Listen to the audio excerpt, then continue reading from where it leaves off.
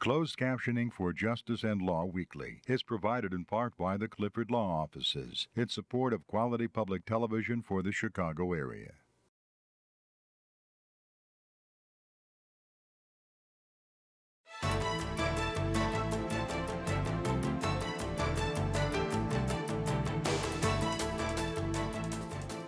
For Chicago parents, the Chicago public school system has long been a hot-button issue. Many schools lack playground facilities and basic educational resources to ensure their children will be college-ready when they graduate. Mayor Rahm Emanuel is calling for a longer school day as a first step, but there is a pushback from the teachers union. How we evaluate teacher performance is being scrutinized as well. How are we going to improve the school system in Chicago? I'm Bob Clifford, president of the Chicago Bar Association, and welcome to a special edition of the Chicago Bar Association's Justice and Law Weekly. We begin a two-part program focusing on Chicago Public Schools. We are fortunate to be joined by Chicago Public Schools Chief Executive Officer Jean-Claude Brizard and Chicago Public School Board Vice President Jesse Ruiz. Prior to his appointment in Chicago, Mr. Brizard served as superintendent of the Rochester, New York school system. He's also a former physics teacher and a high school principal and a pilot.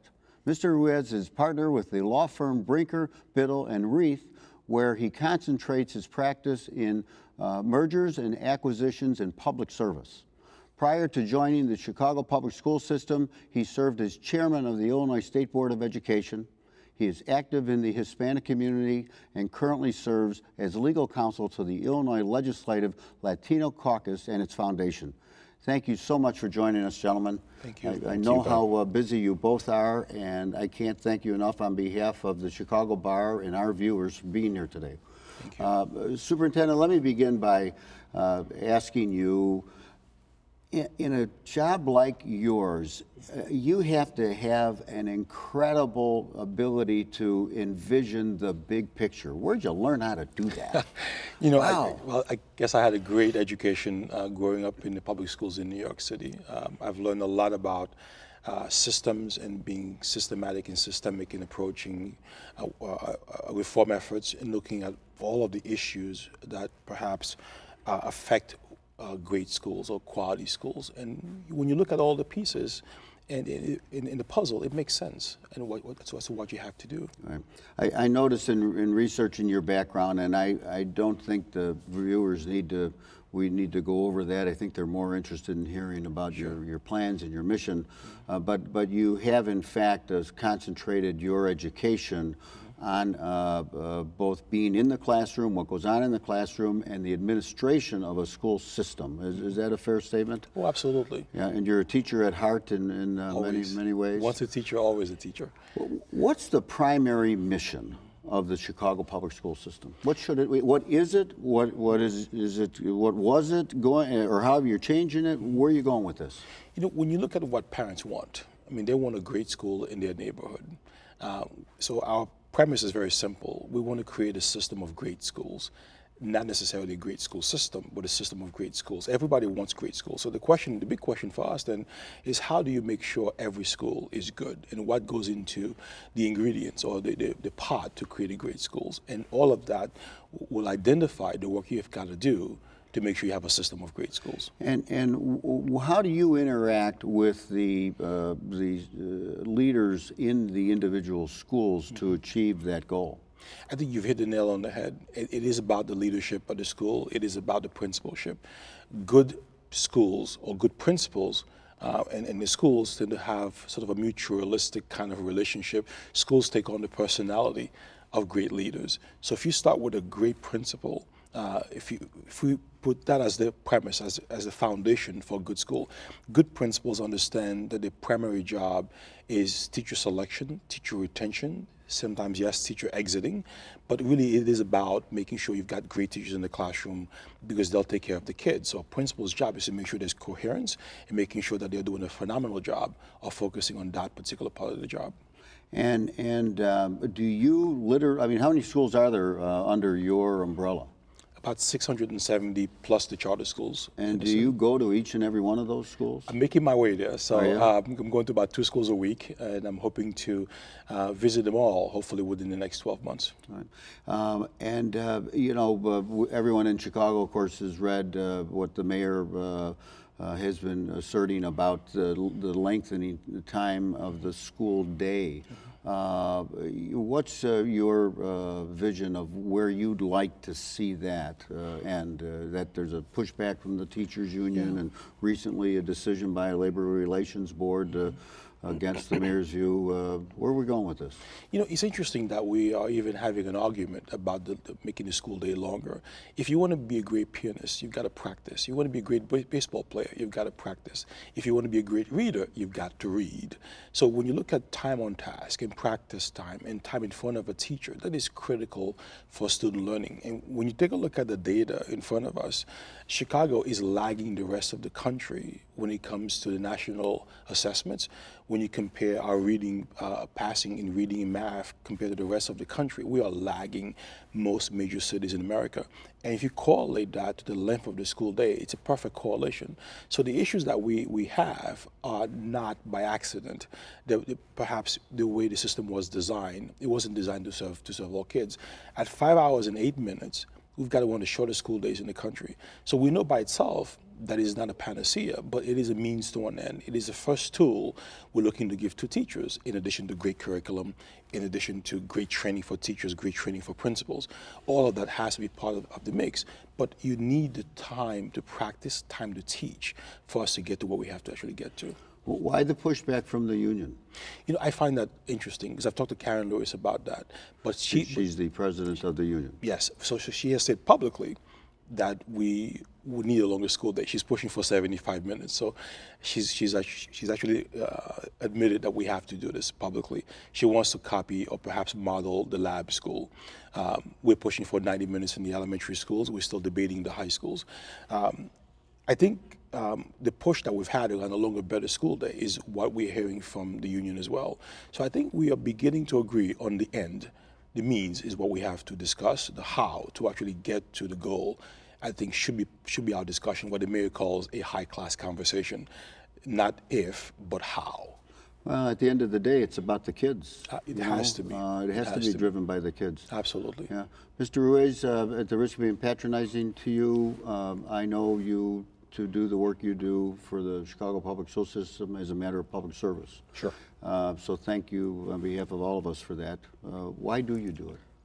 Enlightened self-interest, because I realize that we are all linked, and if children in Chicago's school system aren't educated and don't receive the world-class education they need to become college and job ready upon graduation, that businesses in Illinois aren't going to have the workforce they need.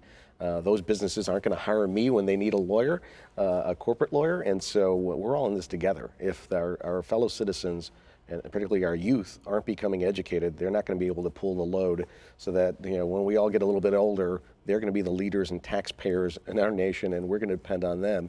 If they're not equipped, our future is in jeopardy. Yeah. As vice president of the board, obviously the superintendent has so much on his plate. How does the board try to take some of that off of his shoulders? Well, we're a policy-making body, a sounding board for the CEO and his senior staff, and we provide oversight as well. And so we're representatives of the taxpayers, we're representatives of our communities, and we provide that additional voice and sounding board for the senior staff. Right. Who helps address these budget problems? Boy, what a nightmare that is.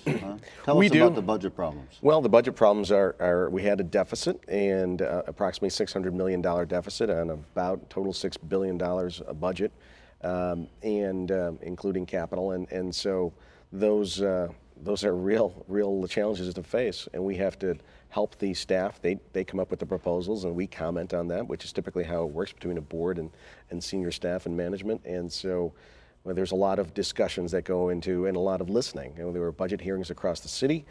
Some of the board members attended those and heard that feedback from citizens, and brought that back to the boardroom and told management about what we heard and gave our insights and where we can cut, where we think it's wise to cut, and where we need to find additional revenues, which we did also do. Difficult decisions to ask taxpayers for more money in very challenging times, but for the benefit of the schools and our kids, we thought it was very, very important to do.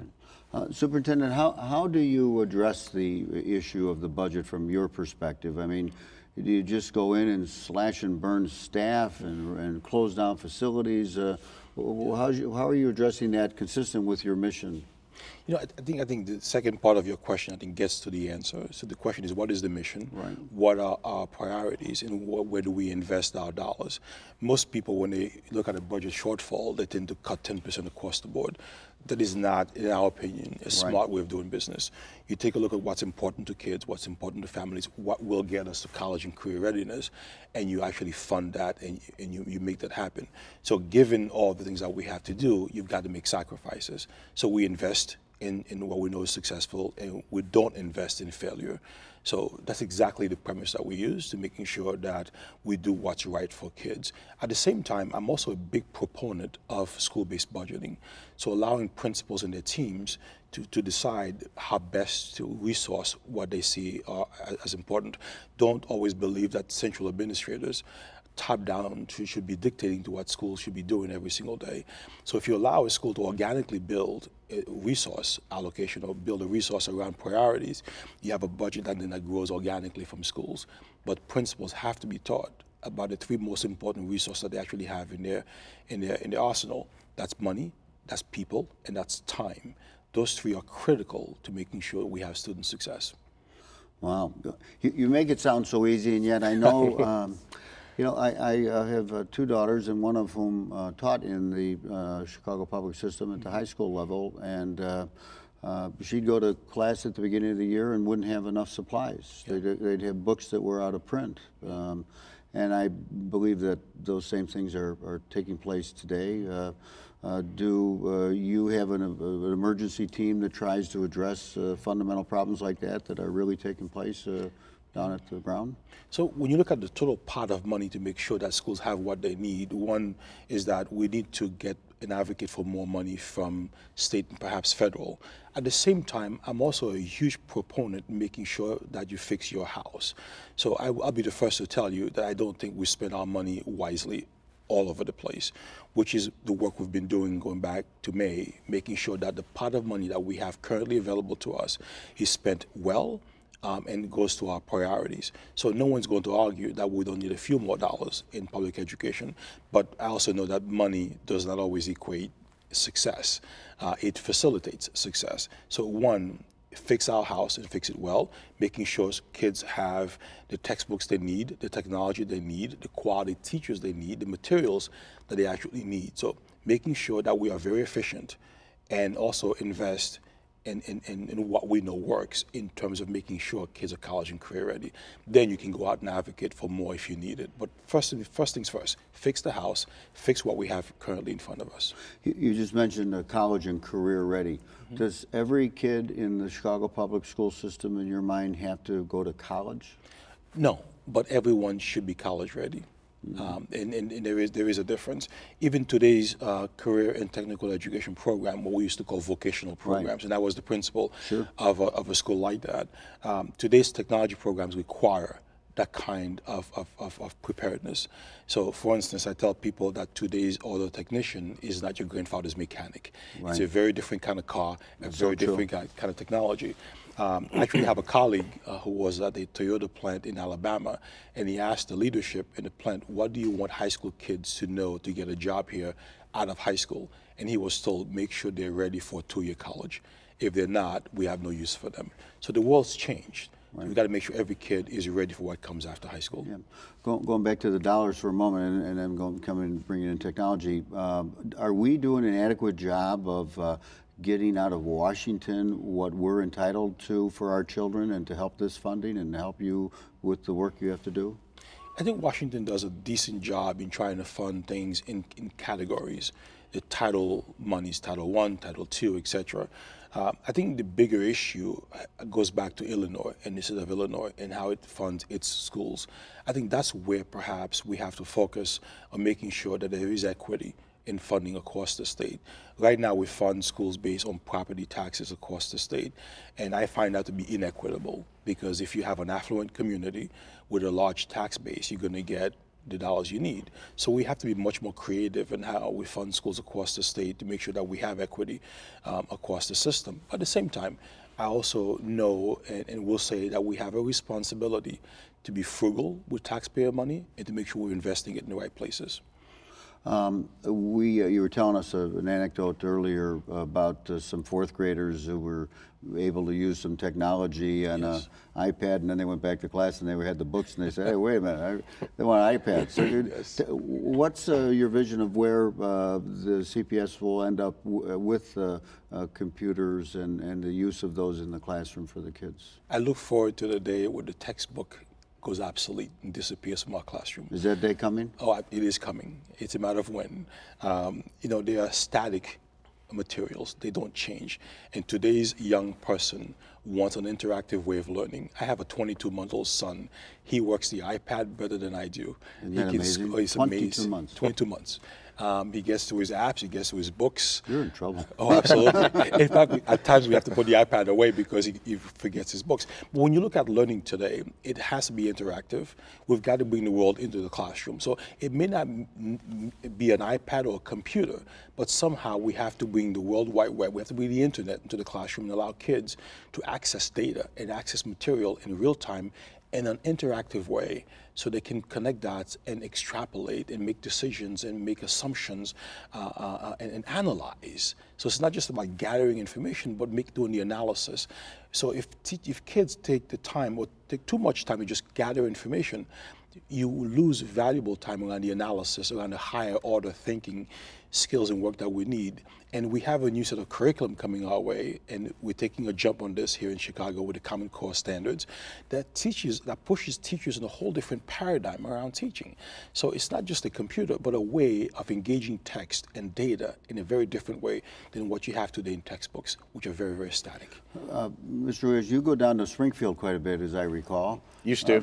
Used to. A little less now in this new role at the Chicago Public Schools. Do you, where does your former position with the Illinois system and the CPS, where do those things cross over to help the systems like CPS and the others around the state achieve the goals the superintendent's describing? Sure. Well, they're the folks that Jean-Claude just mentioned, the Common Core. In the Illinois, when I was chair of the State Board of Education, I'm very proud that under my time there is when we adopted the Common Core. We're one of the first states to do so. And so they are the drivers of those things statewide.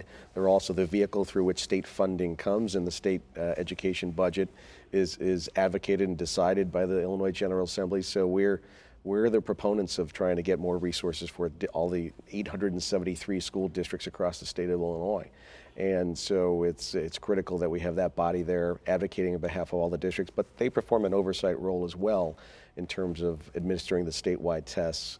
And so they're a critical partner in what we do on the local level, and having some insights into their operations, I think, is helpful to our district and in the role that they function in being a support system to every local district.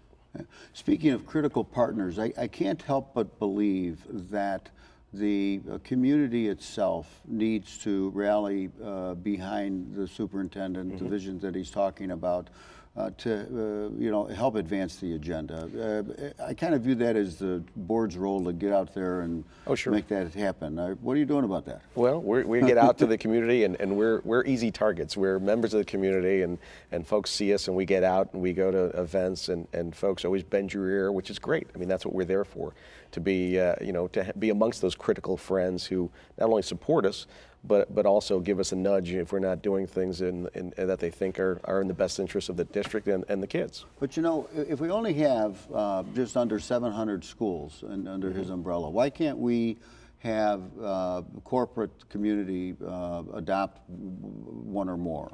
Some of that happens. I mean, it's not as uniform and complete as we'd like it to.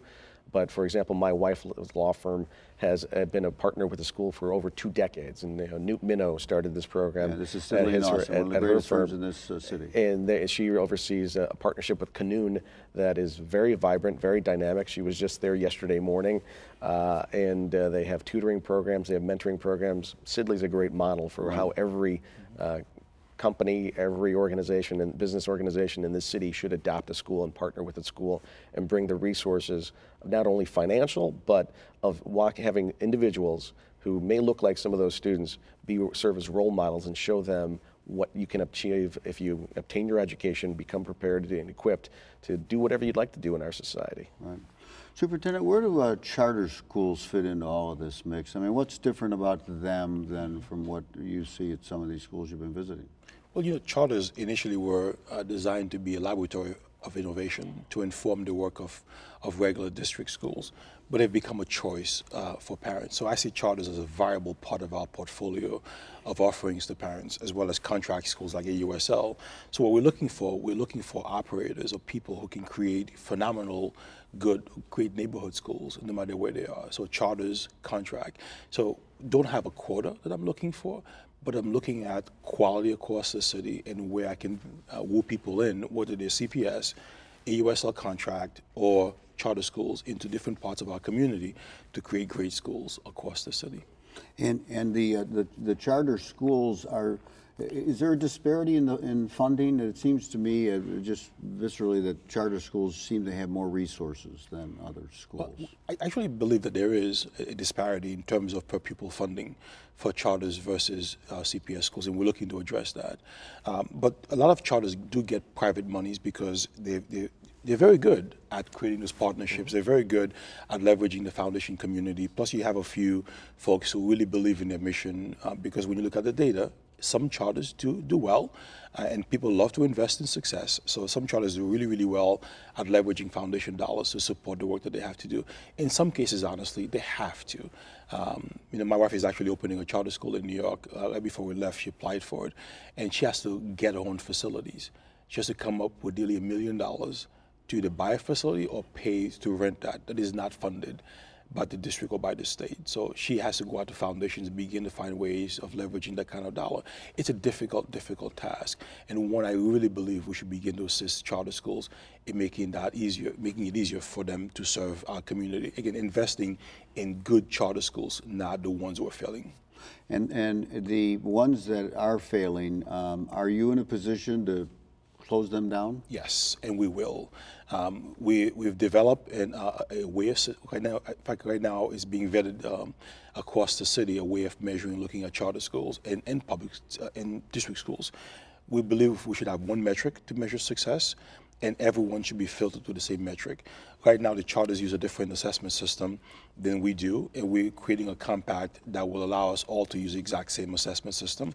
But once we do, charter schools, CPS schools, all fall through the same filter. There was much in the news last week about a new way to evaluate schools that you've announced. Is that right? Yes, absolutely. Could you explain that to us? So we have a 3-step process that we're looking at. Schools who are on probation, we have 3 levels of achievement, level 1, 2, 3. 3 means bad, 1 means good. We're also looking at qualitative information. So looking at long-term data is one piece. Looking at NCLB, No Child Left Behind data, is another. But we're also looking at qualitative functions, leadership quality, parent surveys, student surveys, teacher surveys, just to get a feel of the qualitative and the quantitative parts to see which schools ought to be modified to better serve the needs of our kids. But it sounds like that's going to put you at odds again with the teachers union, no? Well, actually, we're engaging the teachers in the dialogue. So one of the surveys include teacher feedback from their schools. So you expect some pushback whenever you're looking at making change. And there's some folks who just don't like change. And we're going to do what has to be done because, again, we have to go back to the fundamental bottom line, which is student learning and making sure kids are ready for what comes after high school. But right now, there's a 21-day period that we're allowing the public to actually vet the process that we've proposed. It's on our website at cps.edu. We encourage people to take a look and give us feedback as to what they see. But so far, the feedback we've gotten is that it's pretty thoughtful. We're engaging community in the process. And once we're done with the vetting process for the criteria, we'll filter schools through that. Once we have a list of schools, which should happen, I believe, in December, then we're going to go back to the community and begin to look at transition periods. Again, the focus is going to be on getting kids to much better quality schools. Right now, we have 123,000 kids who go to schools every day that are not good schools, and I think that's criminal. There's something very, very wrong about that. Yes, absolutely. I think I would think that for you and your board, you say to yourselves, well, we only have so much time with these kids, exactly. And if we don't achieve these things in pretty, quick pace, we're going to miss them. We've got kids who are in the educational emergency room, and we've got work to do. Yeah, wow. Can't wait. Sounds like you're doing great work to do that. We're pushing. The background that you have is very, very unique. You were born in Haiti. Yes. And Mom and Dad had to leave for fear that Dad was going to get arrested along because your grandfather already had been. Is that right? My grandfather spent 7 years in jail as a political prisoner under Paradox Duvalier. And my father in 1970 learned they were coming for him too. So he took off, could not get a visa into the U.S., ended up in Africa. My mom got a visa, ended up in Brooklyn, leaving 3 kids behind in Haiti. And those challenges have certainly had a big impact on formulating your life. And I would think that when you were in New York, you were teaching. Tell us about that, Sure. If you would. So one of my first teaching experiences was at a place called Rikers Island in Queens. It's a jail for people, and I worked in a house that had mostly boys, teenagers. I was barely 21, 22 years of age, and I saw young people who were 17 or 18 years of age who could not read, who could not write, who had stopped going to school in fourth or third grade in some instances. So my experience in Haiti, watching parents who had to escape persecution, and then watching young people that the system had failed, because I didn't blame the kids, I blamed the entire infrastructure, allowed me to see the world through a social justice lens, that it is about making sure all people have access to quality. I went back to Haiti in 1996. It was my first time back since 1976.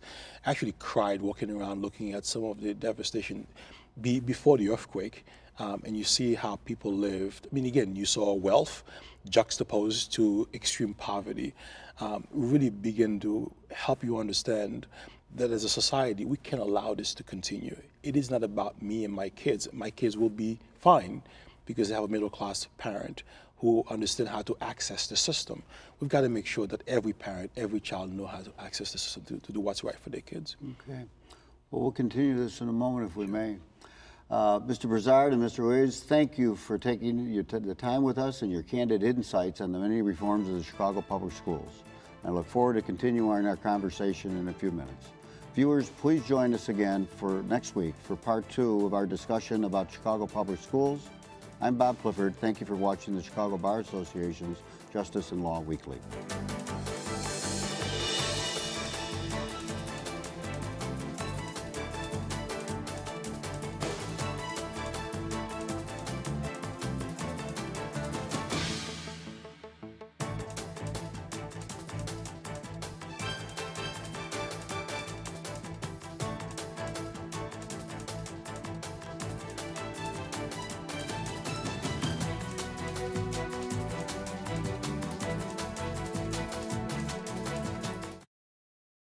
Closed captioning for Justice and Law Weekly is provided in part by the Clifford Law Offices in support of quality public television for the Chicago area.